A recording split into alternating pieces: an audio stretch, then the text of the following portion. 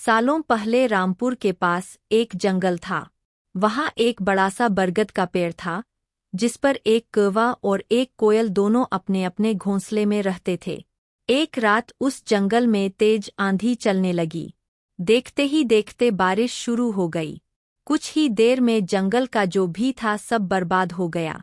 अगले दिन कौवे और कोयल को अपनी भूख मिटाने के लिए कुछ भी नहीं मिला। तभी कोयल ने कौवे से कहा, हम इतने प्यार से इस जंगल में रहते हैं, लेकिन अब हमारे पास खाने के लिए कुछ नहीं है। तो क्यों न जब मैं अंडा दूं, तो तुम उसे खाकर अपनी भूख मिटाना, और जब तुम अंडा दोगे तो उसे खाकर मैं अपनी भूख मिटा लूंगी। कौवे ने कोयल की बात पर सहमति जताई।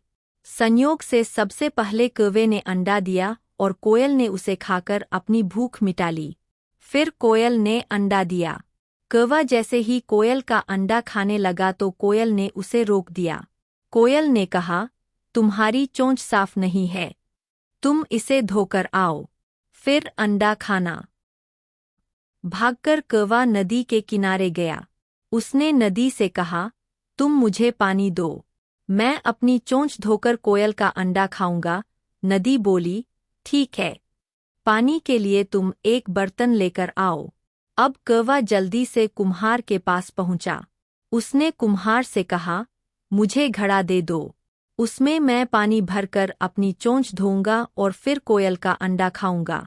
कुम्हार ने कहा, तुम मुझे मिट्टी लाकर दो, मैं तुम्हें बर्तन बनाकर दे देता हूँ। यह सुनते ही कौवा धरती माँ से मिट्टी मांगने लगा। वो बोला, माँ मुझे मिट्टी दे दो, उससे मैं बर्तन बनवाऊंगा और उस बर्तन में पानी भरकर अपनी चोंच साफ करूंगा, फिर अपनी भूख मिटाने के लिए कोयल का अंडा खाऊंगा। धरती माँ बोली, मैं मिट्टी दे दूंगी, लेकिन तुम्हें खुरपी लानी होगी, उसी से खोदकर मिट्टी निकलेगी। दौड़ते हुए कौवा लोहार के पास पहुंचा। उसने लोहार से कहा, मुझे खुरपी दे दो, उससे मैं मिट्टी निकालकर कुम्हार को दूंगा और बर्तन लूंगा, फिर बर्तन में पानी भरूंगा और उस पानी से अपनी चोंच धोकर कोयल का अंडा खाऊंगा। लोहार ने गर्म गर्म खुरपी कौवे को दे दी।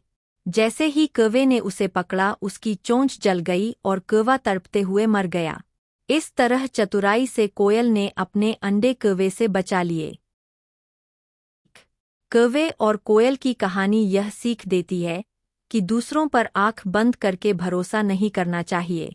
इससे नुकसान खुद का ही होता है।